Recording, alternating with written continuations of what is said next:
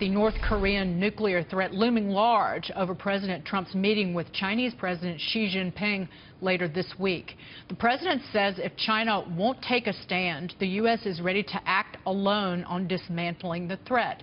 Yesterday, President Trump told the Financial Times, quote, "If China is not going to solve North Korea, we will. That is all I am telling you." Meantime, new satellite imagery shows that North Korea could be ready for a sixth nuclear test. Joining us this morning is former Florida Congressman Lieutenant Colonel Allen West. Colonel West, the president wants to see China step up pressure on Pyongyang. We have been saying this for administration after administration. It's not happened. Has President Trump got the right idea? Well, it's good to be with you, Dagan. And one of the first things that I would correct is I would not be meeting with the Chinese President Xi Jinping down at Mar-a-Lago. I think that you lose a sense of your power base. It should happen in Washington, D.C., there at the White House, or it should happen up at Camp David. It shouldn't happen at President Trump's resort. The other thing is you have to be able to show China that you're willing to take actions before Xi Jinping even gets here.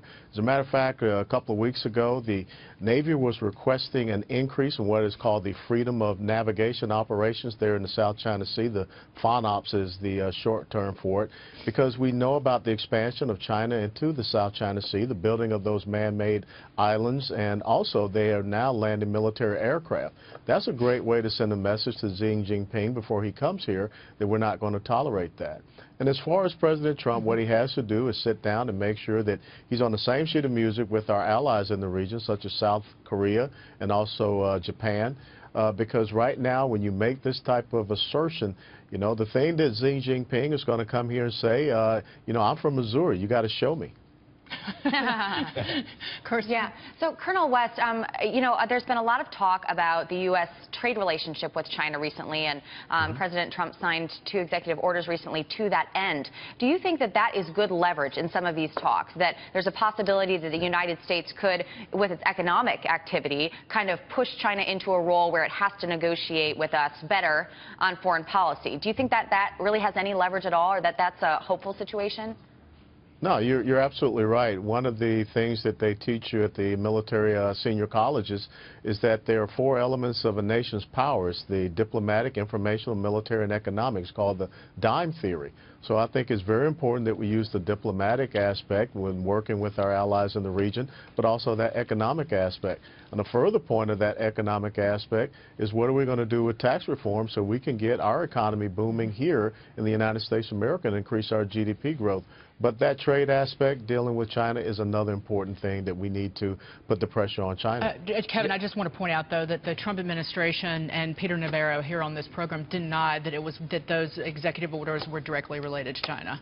Yeah. Because, again, the orders did address essentially every country that we trade with. Yeah, Colonel West, my main question here is, can we see more sanctions come out and actually go against the Chinese to use that as leverage? Because one of the things that we haven't done is actually gone off of their banking relationships with North Korea.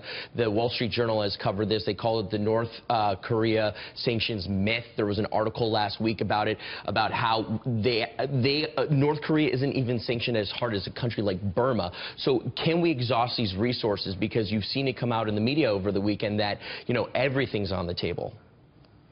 No, I think that's a very important aspect, and I think also that you have Chinese businessmen that are doing operations here in the United States of America. We need to put pressure on them as well, because what you have is a communist government that learned a very important lesson with the collapse of the Soviet Union, is the way that you confront and defeat the West and the United States of America is not so much militarily, but you do it economically, and that sets the conditions for a later or an ensuing military achievement.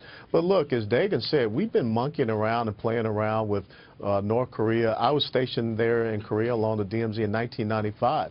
You go back and you can see the agreement that President Clinton had talking about reducing and stopping North Korea's nuclear program. And here we are, you know what, 17 some odd, 20 years later, and it's still the same thing going on. Right, with a new leader, but the same position. I want to turn to the Middle East. Colonel, a source has told Fox News that President Trump's son-in-law, who also works in the White House, Jared Kushner, is on a surprise trip to Iraq. He's said to be traveling with the chairman of the Joint Chiefs of Staff, General Joe Dunford, to see the Iraq situation firsthand and to show support for Baghdad. Colonel West, does this trip mean an expanded role in foreign policy for Kushner, and what does it mean about our position as a nation in Iraq? Well, I got to tell you, I think we need to check his birth certificate and see if he was born in Smallville, Kansas. Because when you think about it, Jared Kushner, who is in charge of government innovation and restructuring and streamlining the federal government, he's in charge of solving the Middle East peace process between Iran and the quote-unquote Palestinians, and now he's traveling with the chairman of the Joint Chiefs of Staff to Iraq.